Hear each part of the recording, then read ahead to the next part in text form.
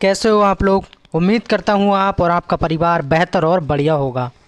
BPSC की previous year की series में ये मेरी 9 नंबर की क्लास है। इससे पहले मैं 8 क्लासें डाल चुका हूँ। अगर आपने वो नहीं देखी हैं तो चैनल पे आइए, आपका मोस्ट वेलकम, और अपने डाउट्स को क्लियर कीजिए और एक क्वेश्चन का लेवल को परखिए। इसमें कुछ क्वेश्चन जीके के हैं, ज़्यादा से ज़्यादा क्वेश्चन हिंदी के लिए हैं मैंने। और ये 10 दिसंबर 2023 को पेपर हुआ है। कब हुआ है? 10 दिसंबर 2023 का पेपर है। 6 to 8 की बात कर रहे हैं, जीके प्लस हिंदी और कुछ संविधान के क्वेश्चन। शुरू करते हैं आज की क्लास। पहला प्रश्न दिया है, निम्नलिखित में से हिमालय से निकलने वाली नदियां कौन सी नहीं है। हिमालय से निकलने वाली इसमें से कौन सी नदी नहीं है। अब पहले तो ये पता होना चाहिए कि हिमालय से निकलने वाली नदियां कौन कौन सी हैं। जैसे कि गंगा है, यमुना है और रामगंगा है, ये हिमालय से निकली है। लेकिन चंबल नदी हिमालय से नहीं निकली है। तो पहले का आंसर क्या हो जाएगा? डी हो जाएगा। 2 नंबर क्वेश्चन देखते हैं, बेतवा नदी का उद्गम स्थल कौन सा है। बेतवा नदी कहाँ से निकली ये आपको बताना है। रायसेन जो कि एमपी में पड़ता है, यानी मध्य प्रदेश में। पीलीभीत जो कि उत्तर प्रदेश में पड़ता है। उपरोक्त में से एक से अधिक है, उपरोक्त में से कोई नहीं। तो 2 का राइट आंसर हो जाएगा रायसेन, एमपी। एमपी मतलब मध्य प्रदेश। रायसेन से निकली है बेतवा नदी। 3 नंबर क्वेश्चन देखेंगे, निम्नलिखित में से कौन सा बांध चंबल बांध परियोजना से संबंधित है। चंबल बांध परियोजना से संबंधित कौन सा बांध है? गांधी सागर बांध, जवाहर सागर बांध, राजा प्रताप सागर बांध, या ये सभी ठीक हैं। तो आंसर क्या हो जाएगा? गांधी सागर बांध है, जवाहर सागर बांध है, राजा प्रताप सागर बांध है। आंसर फाइनली डी हो जाएगा 3 का। वीडियो अगर अच्छी लग रही तो प्लीज़ सभी भाई बहन पूरी ईमानदारी के साथ वीडियो को लाइक करेंगे एंड चैनल को सब्सक्राइब करेंगे। आप लोग लाइक नहीं करते हो, मैं निःशुल्क पढ़ा रहा हूँ, कोई पैसा आपसे नहीं ले रहा हूँ, बस लाइक तो कर ही सकते हैं। और ज़्यादा अच्छी क्लास लग रही है तो प्लीज़ चैनल को सब्सक्राइब भी कर सकते हैं। ऐसा कौन सा नृत्य है जिसमें महिलाओं द्वारा रथ के पहिए पर 108 दीपक जलाकर सिर पर रखकर नृत्य करते हैं? पहले जो एग्ज़ाम हुआ करते थे उसमें क्या होता था, सीधे सीधे आपसे पूछ लिया जाता था कि चारकुला नृत्य में ये क्या होता है ना, या 5 जून को क्या मनाया जाता है, या 8 मार्च को क्या मनाया जाता है। अब क्वेश्चन का थोड़ा सा लेवल हार्ड हो गया है, तो आपको थोड़ा डिटेल में और गहराई से पढ़ना पड़ेगा चीज़ों को, तभी यहाँ पर एग्जाम में एक बेहतर स्कोर कर पाएंगे। तो ये किस नृत्य की विशेषता है? ये चारकुला नृत्य की विशेषता है। इसमें ऐसा होता है कि जो महिलाएं होती हैं, महिलाओं द्वारा रथ के पहियों पर 108 दीपक जलाकर सिर पर रखकर नृत्य यानी डांस करती हैं। 5 नंबर क्वेश्चन देखेंगे, संविधान के क्वेश्चन यहाँ से चालू हो गए हैं। संविधान के देखते हैं, विश्व का सबसे लंबा और बड़ा लिखित संविधान किस देश का है? जापान, चीन, नेपाल, भारत। तो किस देश का है? अपना प्यारा भारत देश, अपना प्यारा India. India, Bharat. 6 number question देखेंगे, 6 नंबर प्रश्न देखेंगे, विश्व का सबसे छोटा लिखित संविधान किस देश का है? विश्व का यानी वर्ल्ड की बात हो रही है, और सबसे छोटा लिखित संविधान किस देश का है ये आपको बताना है। तो याद रखना है अमेरिका का है। किसका है? अमेरिका का है। अमेरिका को याद रखना है, ए बिल्कुल राइट आंसर हो जाएगा।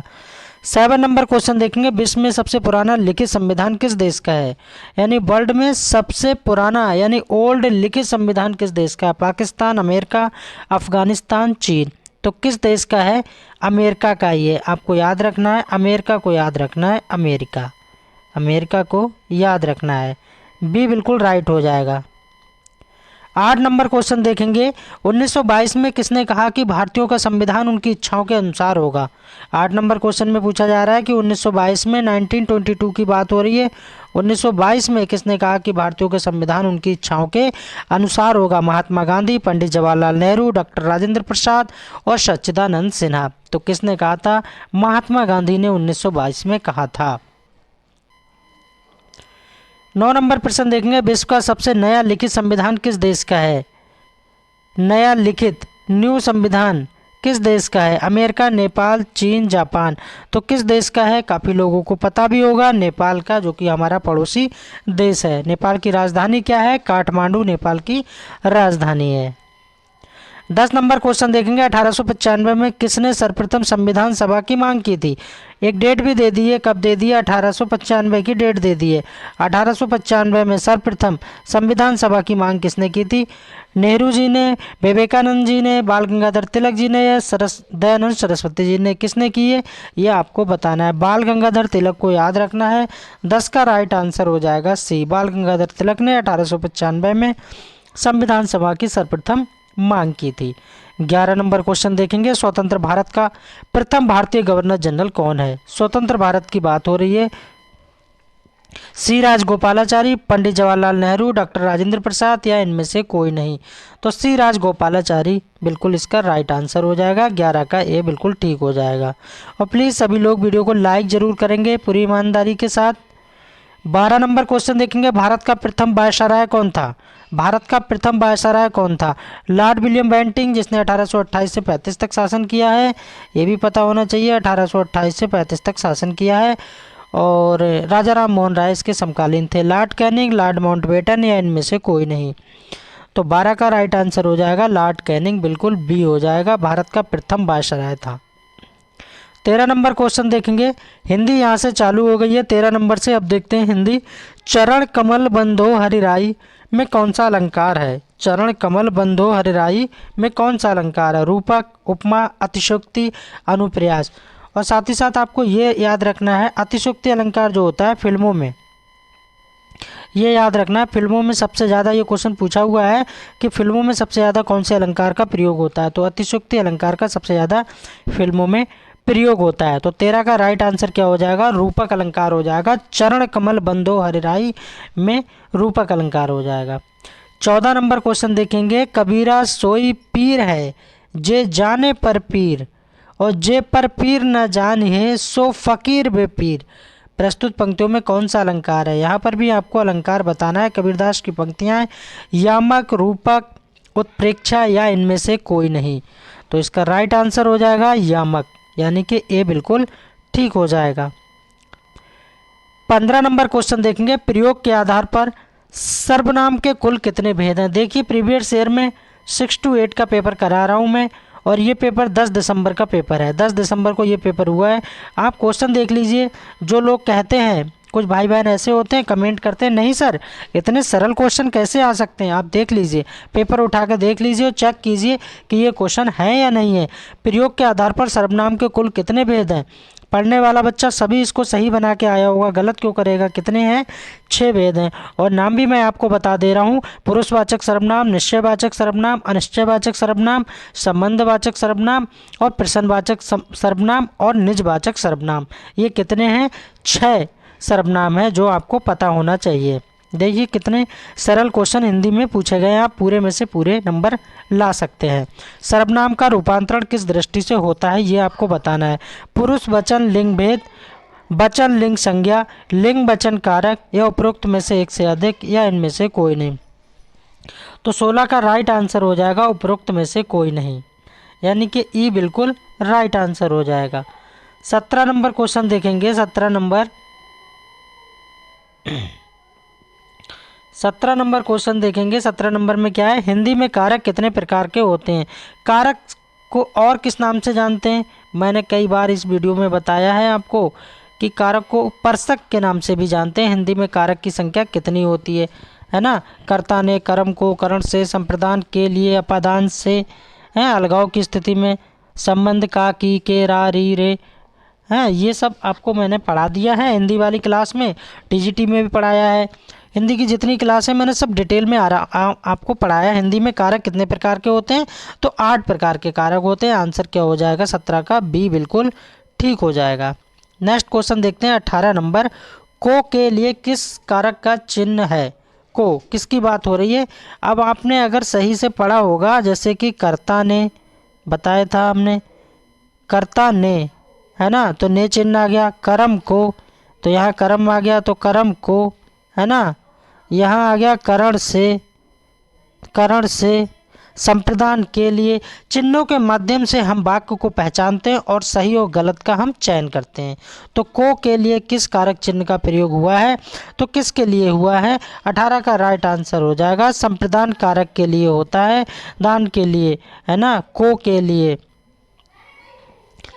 19 नंबर क्वेश्चन देखेंगे, जिसके लिए कुछ किया जाए या जिसको कुछ दिया जाए, जिसके लिए कुछ किया जाए या जिसके लिए कुछ दिया जाए और किया जाए, इसका बोध कराने वाले शब्द को क्या कहते हैं। देखिए क्वेश्चन कठिन नहीं है, क्वेश्चन इजी है, बस थोड़ी सी लैंग्वेज में फंसाया है। तो क्या हो जाएगा, संप्रदान कारक की बात हो रही है। जैसे कि राजा ने भिखारी को गाय दान दी, तो क्या हो जाएगा, संप्रदान कारक हो जाएगा, है ना, दान दिया, दान देने की बात हो रही है। 18 नंबर में भी यही पूछा था। 20 नंबर क्वेश्चन देखेंगे, क्रिया के जिस रूप से क्रिया के होने का समय तथा उसकी पूर्णता अपूर्णता का बोध हो उसे क्या कहते हैं। काल कहते हैं, परसर्ग कहते हैं, कारक कहते हैं, या उपरोक्त में से कोई नहीं, या उपरोक्त में से एक से अधिक। क्या कहते हैं वो आपको बताना है। तो काल कहते हैं। क्या कहते हैं, काल कहते हैं। काल, काल आपको याद रखना है। 21 नंबर क्वेश्चन देखेंगे, यदि वर्षा होगी तो फसल अच्छी होगी, ये किस काल का उदाहरण है। ये किस काल का उदाहरण है वो आपको बताना है। भूतकाल, वर्तमान काल, भविष्य काल, या उपरोक्त में से कोई नहीं, या उपरोक्त में से एक से अधिक, या उपरोक्त में से कोई नहीं, ये आपको बताना है। तो भूतकाल, वर्तमान काल, भविष्य काल। यदि वर्षा होगी तो फसल अच्छी होगी, आप खुद ही समझ गए होंगे किसकी बात हो रही है, भविष्य काल की बात हो रही है, यानी फ्यूचर की बात हो रही है। ऐसा अंदाज़ा लगा के आगे की बात की जा रही है ना। भूतकाल तो आप समझते ही हो, जो पहले बीत चुका है, वर्तमान काल जो चल रहा है, और भविष्य काल जो आने वाला है। ये आपको छोटी बातें हैं जो छोटे क्लासों में पढ़ी हैं पर पता होना चाहिए। 22 नंबर क्वेश्चन देखते हैं। 22 नंबर में क्या है, जब दो शब्द समास युक्त होकर किसी तीसरे शब्द का विशेषण बन जाए तो उसे क्या कहते हैं। ऐसा है, जैसे कि मैं आपको एक उदाहरण दूं, एग्जाम्पल के तौर पे अगर बताऊं कि लंबोदर, जैसे मैं आपसे पूछूं लंबोदर, तो लंबोदर में कौन सा समास होगा। तो इसमें क्या पहला या दूसरा पद प्रधान है, बिल्कुल नहीं है, तीसरे पद को इंगित कर रहा है। लंबोदर का मतलब होता है, अर्थात भगवान गणेश जी की बात हो रही है, लंबा है जिसका उदर, अर्थात भगवान गणेश जी की बात हो रही है, तीसरा पद प्रधान है, तो बहुब्रीहि समास में चला जाएगा। वही बात यहाँ बोलिए कि जब दो शब्द समास युक्त होकर किसी तीसरे शब्द का विशेषण बन जाए तो उसे बहुब्रीहि समास कहते हैं। अगर वीडियो अच्छी लग रही है, मेरा पढ़ाया हुआ अच्छा लग रहा है, तो प्लीज़ चैनल को सब्सक्राइब कर लीजिए एंड वीडियो को लाइक कीजिए। 23 नंबर क्वेश्चन देखेंगे, निम्नलिखित में से गुण संधि का उदाहरण कौन सा है। मैंने ट्रिक बताई थी, अगर एक मात्रा लगे तो गुण संधि, और दो मात्रा लगे तो वृद्धि संधि, है ना। ये मैंने ट्रिक बताई थी आपको। अब देख लिए, महोषधि में दो मात्रा लग गई, नहीं हो सकता। अधिशोर भी नहीं है, उपरोक्त में से एक भी नहीं, तो क्या हो जाएगा, महोत्सव हो जाएगा। महोत्सव, महोत्सव क्या है, गुण संधि का उदाहरण है। 24 नंबर क्वेश्चन देखेंगे, मैं अपनी बात का स्पष्टीकरण के लिए तैयार हूँ, उक्त वाक्य का शुद्ध रूप क्या होगा। करेक्ट बताना है सेंटेंस को। मैं अपनी बात का स्पष्टीकरण के लिए तैयार हूँ, मैं अपनी बातों के स्पष्टीकरण के लिए तैयार हूँ, ये बात तो गलत है ना। मैं अपनी बात के स्पष्टीकरण के लिए तैयार हूँ, ये बिल्कुल ठीक है। तो आंसर क्या हो जाएगा, बी हो जाएगा 24 का। 25 नंबर देखते हैं, निम्नलिखित में से सर्प का पर्यायवाची नहीं है। तो पहले तो सर्प के पर्यायवाची पता होना चाहिए, तभी तो हम छांट सकते हैं। देखो सर्प का पर्यायवाची भुजंग होता है ना, उरग भी होता है, और सर्प के पर्यायवाची क्या होते हैं वो भी पता होना चाहिए। जैसे नाग, कहते हैं ना नाग देवता की पूजा होती है, नाग होना चाहिए। विषधर, विषधर क्यों बोलते हैं, क्योंकि विषधर इसलिए बोलते हैं क्योंकि उसके अंदर जहर होता है, यानी विष होता है, ठीक है। ब्याल, ये भी याद रखना है, ये किसके पर्यायवाची बता रहा हूँ मैं, ये सर्प के पर्यायवाची बता रहा हूँ। और पनंग, पनंग भी याद रखना है, पनंग भी पर्यायवाची होता है। और उरंग भी होता है, उरंग मैंने बता दिया। अहि भी पर्यायवाची होता है, क्या होता है, अहि, अहि भी पर्यायवाची होता है। और ये इतने सारे पर्यायवाची हैं किसके, सर्प के। अब जो इसमें नहीं पूछा है तो आंसर क्या हो जाएगा, सी हो जाएगा। सर्प का पर्यायवाची रजनीचर नहीं है। रजनीचर किसका, राक्षस को कहा जाता है। किसका पर्यायवाची, राक्षस का। 26 नंबर क्वेश्चन देखेंगे, तुम्हारी जेब खाली है, वाक्य में जेब का लिंग क्या है। अच्छा, लिंग कैसे हम बताएंगे कि स्त्रीलिंग है, पुल्लिंग है, नपुंसकलिंग है, क्या है, ये आपको बताना है। तो लिंग कैसे, खुद से रिलेट कीजिए, खुद से बोल के देखिए, अपने आप से जज कीजिए उसको, तभी आप लिंग आराम से बता सकते हैं, है ना। अब जैसे तुम्हारी जेब खाली है, तो खाली क्या है, स्त्रीलिंग को जा रहा है, ना कि पुल्लिंग को। ये थोड़ी बोलेंगे भाई तुम्हारी जेब खाली हो गो, है ना। तुम्हारी जेब खाली है तो क्या है, स्त्रीलिंग हो जाएगा। 26 का ए बिल्कुल ठीक हो जाएगा। 27 नंबर क्वेश्चन देखेंगे, इनमें से कौन व्याकरणचार्य नहीं है, मतलब व्याकरणचार्य नहीं है, कौन है इसमें जो व्याकरणचारी नहीं है। पतंजलि ने क्या लिखा है, कोई कमेंट करके बताएगा, ज़रा बताना हमें। रामविलास शर्मा जो है इसका राइट आंसर हो जाएगा। रामविलास शर्मा बिल्कुल राइट आंसर हो जाएगा, जो कि व्याकरणचारी की दृष्टि में नहीं है। पाणिनि बिल्कुल व्याकरणचारी है और पतंजलि भी व्याकरणचारी है। 28 नंबर क्वेश्चन देखेंगे। 28 नंबर, निम्नलिखित में से कौन सा कथन सही है। ट्रू स्टेटमेंट बताना है, सही बताना है। दो वर्णों के मेल को समास तथा दो पदों के योग को संधि कहते हैं, बिल्कुल बात गलत है, ऐसा तो नहीं है। दो शब्दों के मेल को समास कहते हैं, ये समाज लिख गया, लेकिन यहाँ पर समास है, समास।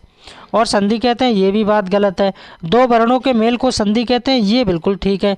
और दो पदों के योग को समास कहते हैं, दोनों बातें इसमें सही बोली हैं, तो आंसर क्या हो जाएगा, सी हो जाएगा। देखिए ऐसे क्वेश्चन पूछे गए हैं। और इस वीडियो का सेकंड लास्ट क्वेश्चन देखेंगे। ने विभक्ति किस कारक का चिन्ह है। जैसे मैंने बताया था, क्या बताया था आपको, कर्ता ने, तो पहले ही आ गया है ना, कर्म को, है ना, कर्म को। संप्रदान के लिए, अपादान से, अलगाव होने के लिए, संबंध में क्या होता है, षष्ठी विभक्ति आ जाती है, का, की, के, रा, री, रे, है ना। इस तरह से आपको छोटे क्लासों में भी पढ़ा होगा, गलत तो किसी का जाना नहीं चाहिए। अच्छा क्वेश्चन था। तो 29 का राइट आंसर क्या हो जाएगा, कर्ता कारक। लास्ट क्वेश्चन देखेंगे इस वीडियो का। उच्चारण का संधि विच्छेद क्या होगा। उच्चारण का संधि विच्छेद क्या होगा, तो उत इसमें हलंत नहीं लगा, नहीं होगा। उत यहाँ पर ता अलग हो गया, ये भी नहीं होगा, ये भी नहीं होगा। क्या हो जाएगा, उत, उत्धनचारण, उत्धनचारण, उच्चारण हो जाएगा। कौन सी संधि है, व्यंजन संधि है, ये आपको याद रखना है। वीडियो कैसी लगी कमेंट के माध्यम से सभी भाई बहन बताएंगे। मिलते हैं फिर नेक्स्ट क्लास में, नेक्स्ट वीडियो में।